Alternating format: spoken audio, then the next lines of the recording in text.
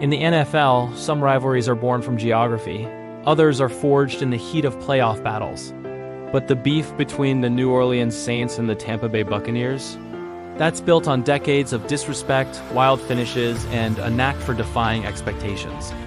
Not long ago, we saw the ultimate football paradox. Tom Brady, the GOAT himself, led a stacked Bucs team to a Super Bowl. But not before getting repeatedly punked by their division rivals. So how did a historically lopsided series morph into one of the most personal and bitter feuds in the league? It all started long before Brady ever set foot in Tampa, with a game that was, for one team, a total embarrassment. The year is 1977. The Tampa Bay Buccaneers are, and this isn't an exaggeration, the worst team in professional sports. After joining the league in 1976, they lost every single game. The next season, they just kept losing. By the time they traveled to New Orleans on December 11, 1977, they were staring down an unbelievable 26-game losing streak. Their opponents, the Saints, were no powerhouse, but with star quarterback Archie Manning, everyone expected an easy win.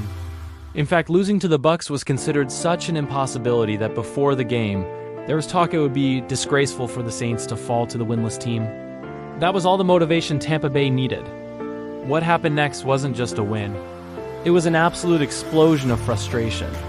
The Buccaneers' defense, led by future Hall of Famer Leroy Selmon, completely dismantled the Saints.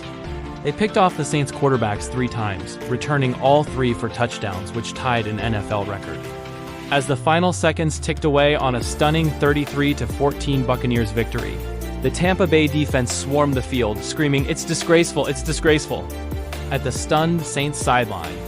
The Bucs had their first victory in franchise history, and, in the process, planted the first seed of animosity with the team that had to suffer the embarrassment of giving it to them. For the next 20 years, though, the rivalry was mostly a one-way street. The Saints generally had their way, winning 13 of the first 20 matchups, including a 6-game winning streak. The games got chippy, but they didn't have the high stakes that make a rivalry truly special. That was all about to change. In 2002, the NFL shuffled its divisions, and just like that, the Saints and Buccaneers were new roommates in the NFC South. No longer just occasional opponents, they were now guaranteed to clash twice a year. The rivalry heated up instantly. Their very first divisional matchup was a preview of the chaos to come. In a wild overtime game, the Saints sealed a 26-20 win, not with a field goal or a touchdown pass, but when a botched punt attempt by the Bucs led to punter Tom Tupa, desperately heaving the ball from his own end zone.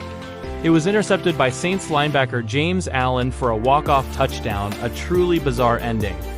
This era put both teams on the map. The Buccaneers, with their ferocious defense, would go on to win the Super Bowl that very season. The Saints, meanwhile, were building something special. In 2006, back in the rebuilt Superdome after Hurricane Katrina, running back Reggie Bush gave the city a moment of pure joy against Tampa Bay. Bush fielded a punt, weaved through what felt like the entire Bucs coverage team, and exploded for a 65-yard game-winning touchdown. A few years later, during their magical 2009 season, the Saints won their own Super Bowl, making the NFC South a true division of champions.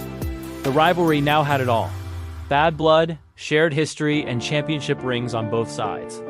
With Drew Brees at quarterback and Sean Payton calling the plays, the New Orleans Saints hit their golden age, and for the better part of a decade, they owned the Buccaneers.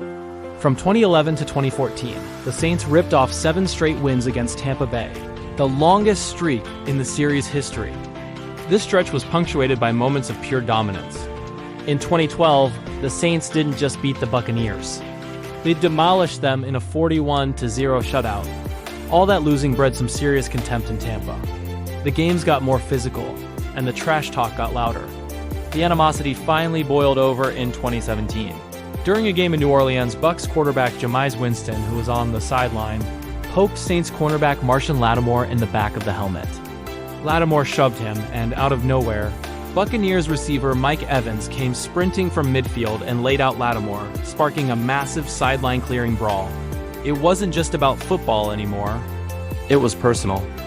When Tom Brady signed with the Tampa Bay Buccaneers in 2020, everyone assumed the NFC South was his for the taking. Well, it was ... just not when the Saints were on the other sideline. Brady's Bucs were a juggernaut, but against New Orleans they looked lost. In their second meeting that year, the Saints handed Tom Brady the worst loss of his entire career, a 38-3 beatdown. The Saints had become Brady's kryptonite. Their defensive coordinator, Dennis Allen, seemed to have his number, and players like Cam Jordan and Marshon Lattimore loved getting under the legendary QB's skin. The rivalry hit its absolute peak in the 2020 NFC divisional round.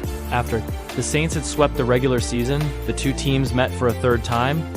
It was Brady versus Brees, a battle of legends in what would be Brees' final NFL game. This time, the script flipped. The Buccaneers' defense forced 4 turnovers, and Brady and the Bucs finally got their revenge with a 30-20 victory.